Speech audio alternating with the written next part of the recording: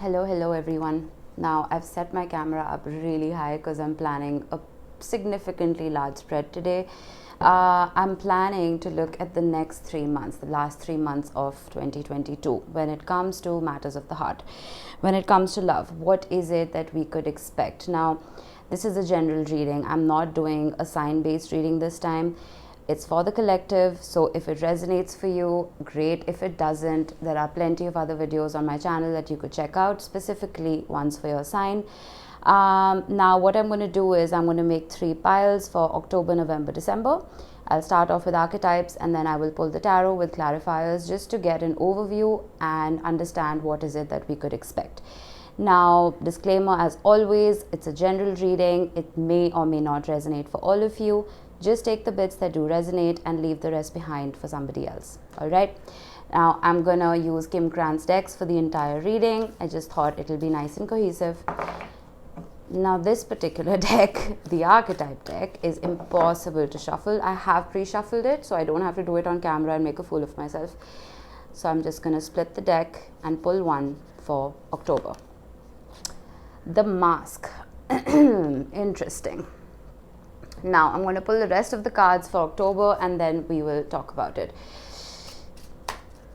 Let's see what we have. Now, this could apply to you regardless of your situation. You could be in separation. You could be, well, dating someone new. You could be in a happy, healthy, long-term relationship.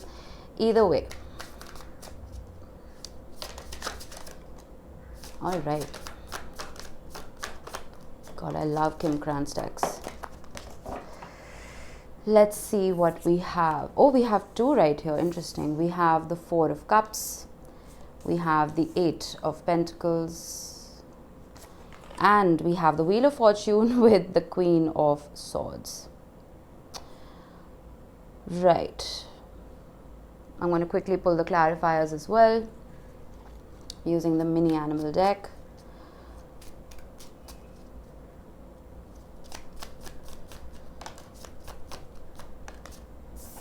We have the 2 of Swords.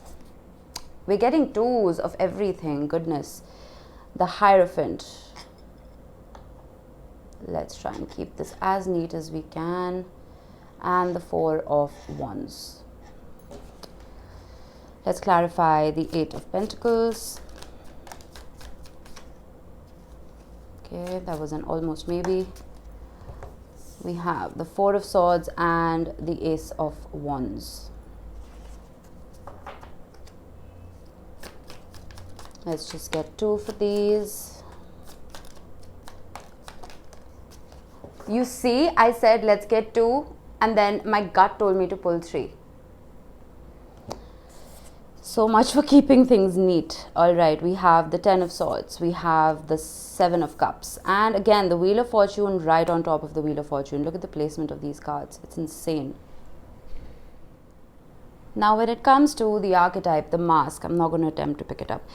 This talks about putting on an act. It talks about something being revealed that has been suppressed for a very long time. It talks about someone wanting to conceal something they're not very proud of or something they feel has no future. Does that make sense? I feel like this could be either you, this could be someone you're dealing with. It's almost like you pretend or they pretend that everything is great. Even if we're in separation, I'm fine, I'm getting over it, it's all good.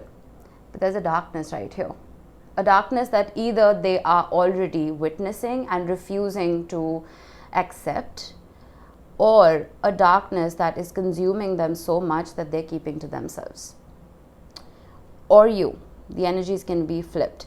There is something here that is bringing a lot of pain to a particular person. They may be pretending that they're absolutely fine, everything's hunky-dory, but it clearly isn't. With the 4 of Cups being clarified by the 4 of Wands, the 2 of Swords and the Hierophant. The 2 of Swords, now this is something that I've been kind of noticing very recently in my readings. The 2 of Swords usually does talk about an indecision. We have an eclipse on the card. This indecision, I feel, isn't really about to be in a relationship, to not be in a relationship. This is more about who you feel you will be in a relationship or who you should be in a relationship versus what you actually are. Does that make sense? I feel like the Hierophant right here is more a card of spirituality than it is a card of commitment. We do have the card of commitment here as well, the Four of Wands. I feel that if there is, I hate talking about third parties, but if there is a third party in this mix, you or the person you are dealing with are having trouble choosing. Why? I feel like whoever it is they are dealing with the Four of Cups and the Two of Swords, there is a sense of them downgrading their frequency. The Hierophant elevates our frequencies. The Hierophant teaches us, brings us wisdom. It elevates our spirituality. But I'm almost feeling like whoever this is, this person's intuition is screaming at them that the person, the other choice that they have will lower their vibration. The Four of Wands for me to an extent is the minor arcana of the Hierophant. There is a realization of this. I will not say there's an execution of it just yet. You see, with the mask, someone's pretending to be happy. But the shadow side is revealing itself. Look at the color match right there. The black shading is telling me that someone is witnessing some form of darkness that they didn't realize existed. I'm strongly getting karmic here. It is possible that if whoever it is you were dealing with is with somebody else, they're probably with a karmic. What is a karmic? A karmic is someone who comes into your life to teach you a lesson. There's something that this person needs to learn through this. And what is going to happen? Once they learn that lesson, with the Hierophant, they will elevate. They will awaken. That's what we want. With the Four of Cups, I do feel a part of them is telling them to reject whatever this is. The only reason I'm mentioning a third party situation is because of the Two of Swords. That's the only reason I'm mentioning it. If there is no third party, I feel like this person is still in the dark about this connection. They're still in the dark about how spiritual of a connection this can be for them and how much joy it can bring them. I feel like they're very rooted in the 2D and the 3D, the color right here. And they feel that that's enough to bring them joy. But the 5D self is still in the dark. You know what I mean? With the Eight of Pentacles, Four of Swords, Ace of Wands, there is some kind of healing that needs to be done here, whether it's from your end or from your person's end. But you see how that third eye chakra is lit up on this little lamb right here. Again, 5D. The 5D self is, I feel like it's on its way to being awakened. The Ace of Wands can be a card of passion and a passionate forward movement. It could be a message. It could be flirting. It could be any of that. But I'm not getting that here. I'm getting Kundalini. Solid Kundalini energy.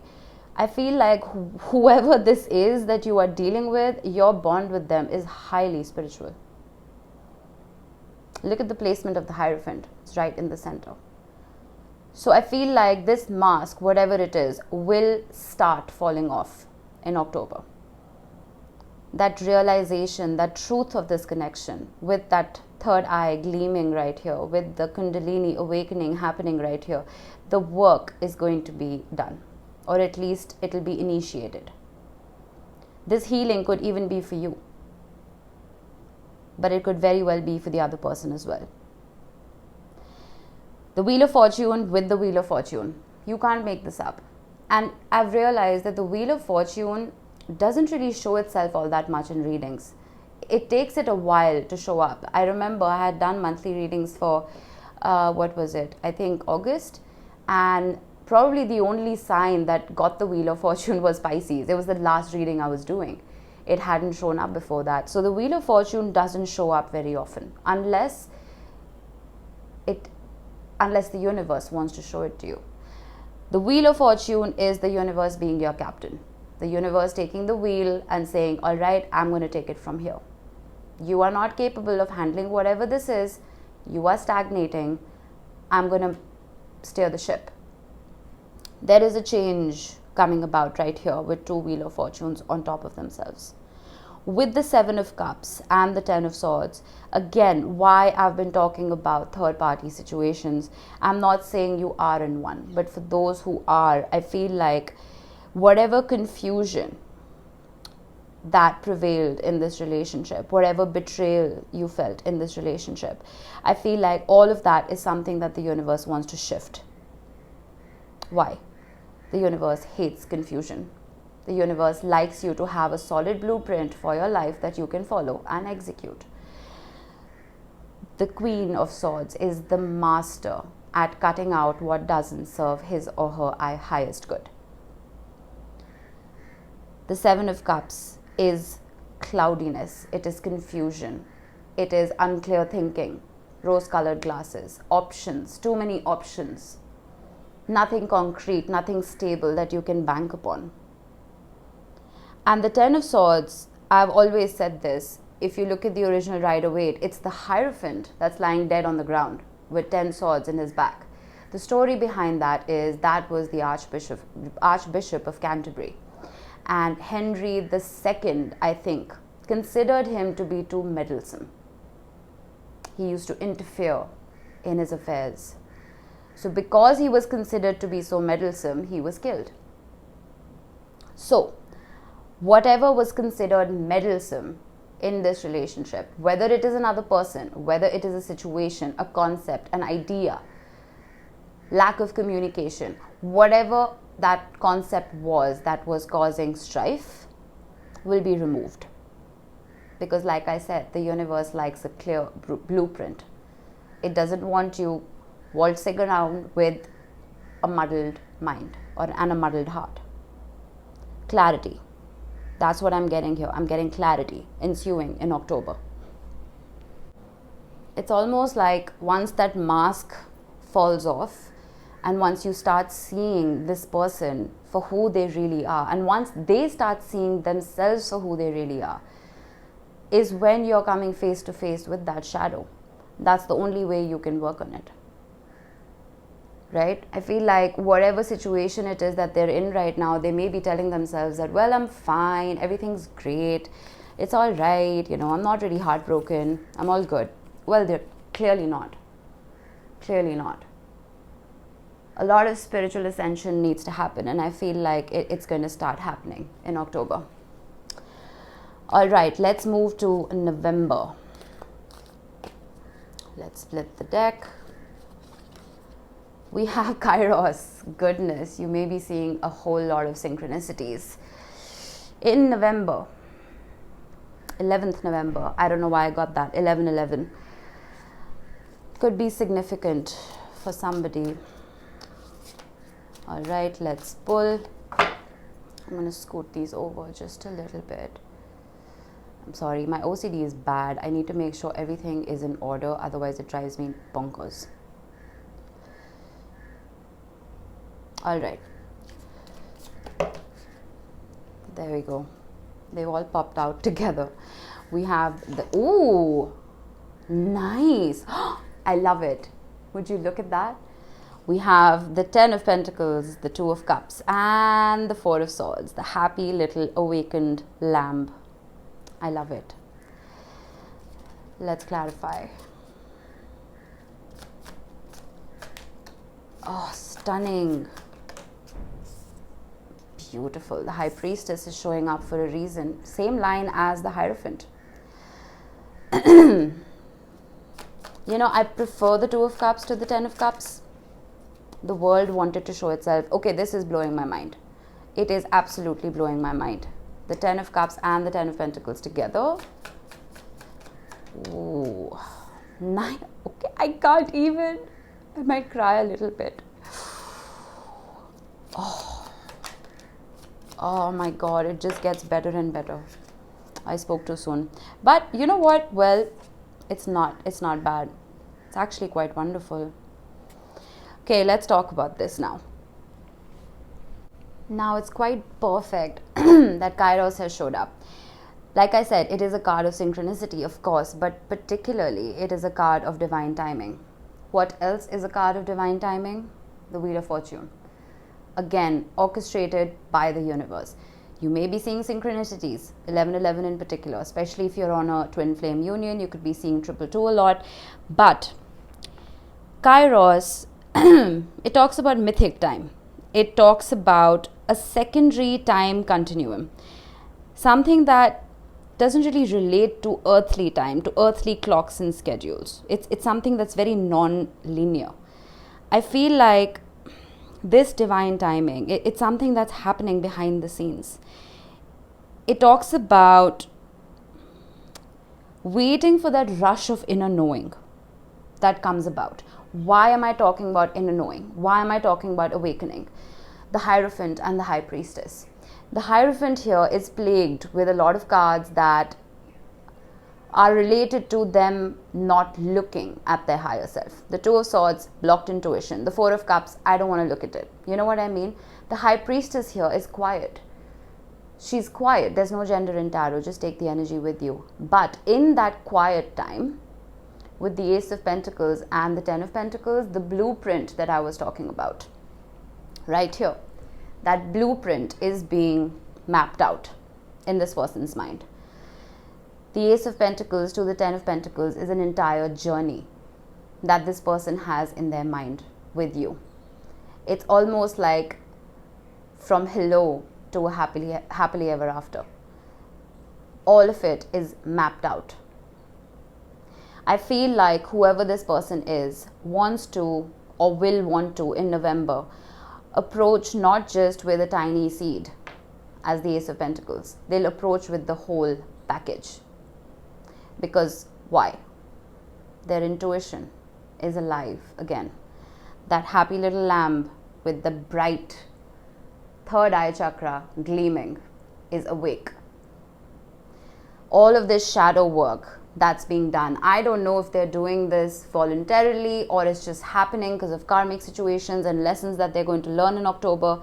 Ten of Swords, or even with the Queen of Swords, this could talk about boundaries that you may be setting, you may be putting up, walls that you may be putting up. You may be realizing that not everyone has access to your energy because you may have heavily worked on yourself.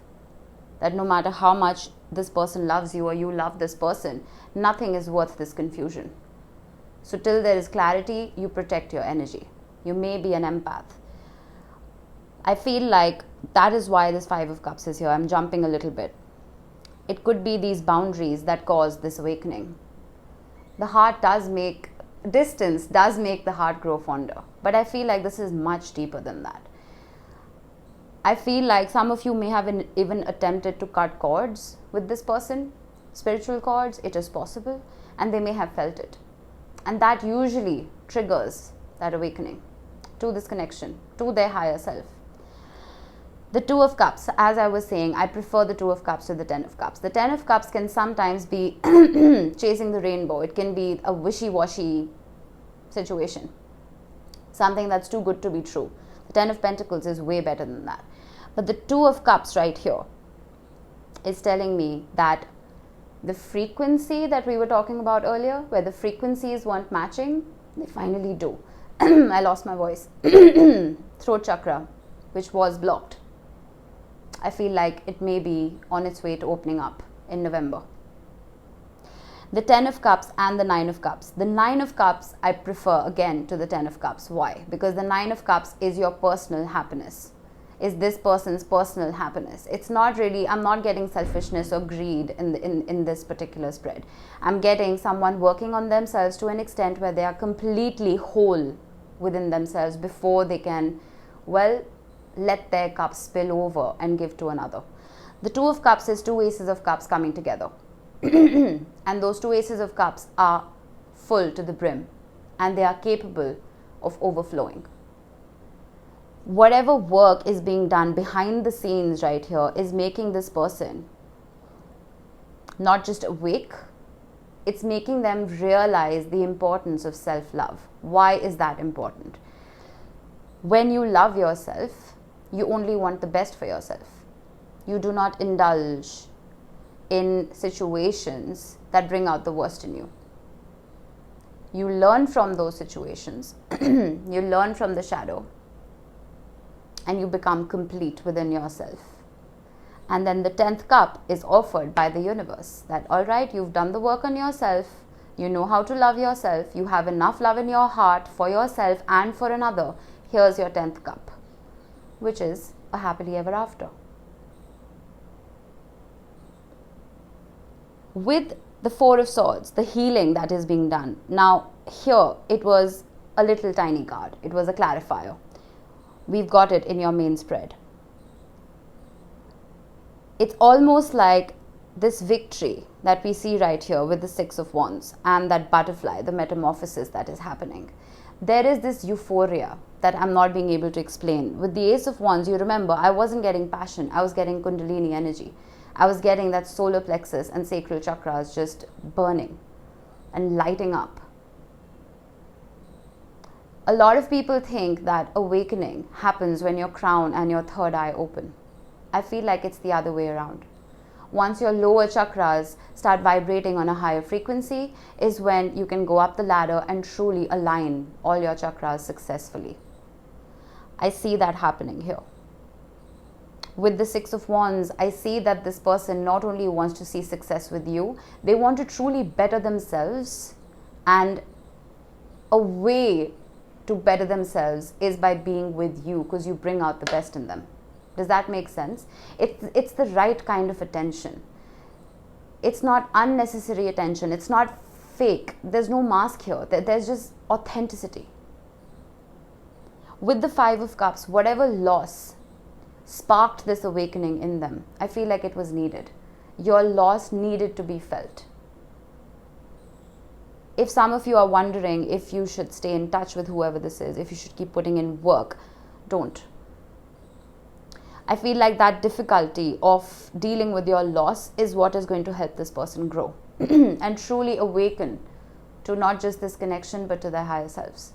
And that's what you want in a relationship. You don't want someone functioning from a 3D plane. We're all living on a 3D plane. What is going to make this relationship shine is when your higher selves are aligned. That is when your wishes will come true. You know what I mean? Okay, let's move to December. November is looking fantastic.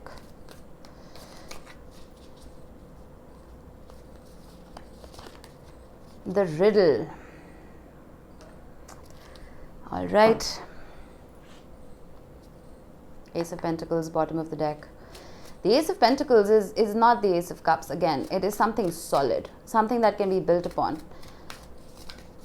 It's not the Ace of Wands either. It's not here 1 minute and gone the next. It's there and it's there to stay for you to grab and savor. Hierophant, bottom of the deck. 7 of Pentacles. I did not plan that. I did not. Oh, stunning reading. Whoa. The Lovers and the World. Let's clarify.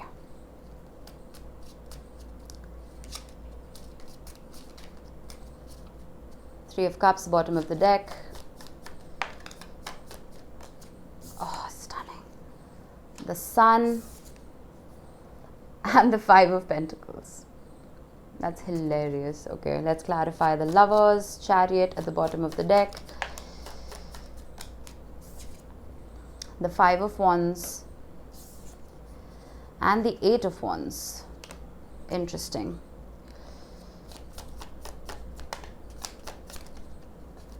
Beautiful. The Star and the Empress. Lovely. Now, December is looking more elusive than I had realized. I feel like the main reason for that is because thankfully, the last Saturn-Uranus square that's been plaguing us for the last few years is going to show itself, I think, on Christmas Eve.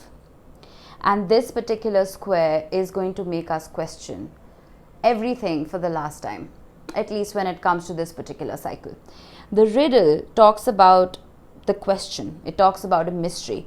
It talks about realizing that sometimes Life is complicated enough, and the more we ponder, the more we look for answers, the more tied down we feel, the more confused we feel. That happens when something is of a highly mythic nature. I told you I was getting a spiritual connection here. This is not your everyday relationship.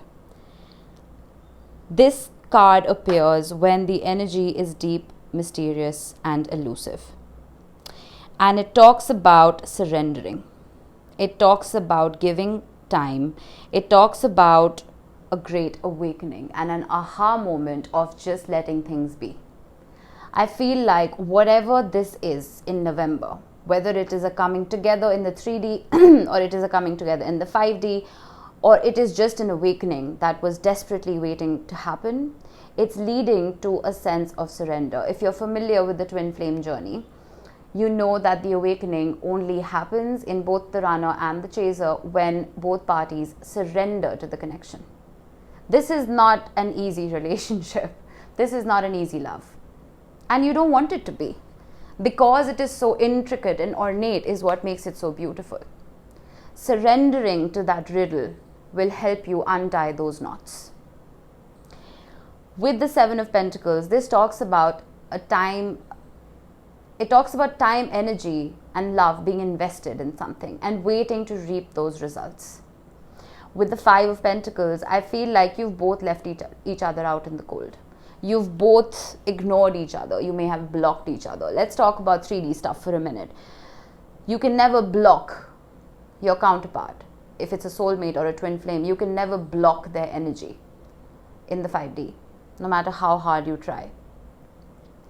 In the 3D, I feel like whatever was causing this separation will be burnt away. The Sun is the happiest card in the deck. The Sun trumps the Five of Pentacles. The Five of Pentacles talks about the cold. It talks about feeling cold and disconnected. The only thing that can burn that off, that can make this rose happy again, is the Sun. And with the Seven of Pentacles, I feel like the amount of time, energy, and love that was invested in this particular union, whether that was through work that was being done internally or externally in the union, is going to manifest as a reward. This Sun card, this happiness, is the reward that you will both receive because you're surrendering. You're not nitpicking at who disconnected first, who went to a third party, who blocked who deleted who. You know what I'm saying? There's none of that here. It's just cosmically aligned with the Sun card. It's cosmic joy that wants to come about. There's an elevation happening here that I'm not being able to successfully describe, but I hope you understand what I'm trying to say. With the Lovers and the Five of Wands, the Lovers was originally called the card of choice. With the Five of Wands, this is competition. Whatever competition was prevalent in the past, particularly in October, I feel like with the Eight of Wands, the choice that had to be made is just going to speed up. Why? You see the rainbow on the Lover's card. This is a realization of what their true happiness is, who their true happiness is. You see how both of these cards have radiations of happiness, radiations of joy. I'm almost feeling like this person realizes that you are the center of their joy. You are the center of their world. The Five of Wands is nonsensical energy. It is the most ridiculous minor arcana in the deck. I'm almost getting like with the Empress, no one compares to you. Again, no gender in tarot. Just take the energy. With the aha moment that I was talking about in the riddle card, that bolt of lightning doesn't just talk about communication and fast-paced movement. It talks about an awakening, realizing who their joy is. And this is just going to be thrown away. whatever this conflict, competition, whatever nonsense this was, it's going to be removed. There will be no choice here. There will be just one prize, which is you. With the World card, again, the World talks about, it's the last card in the Major Arcana. It's followed by the Fool.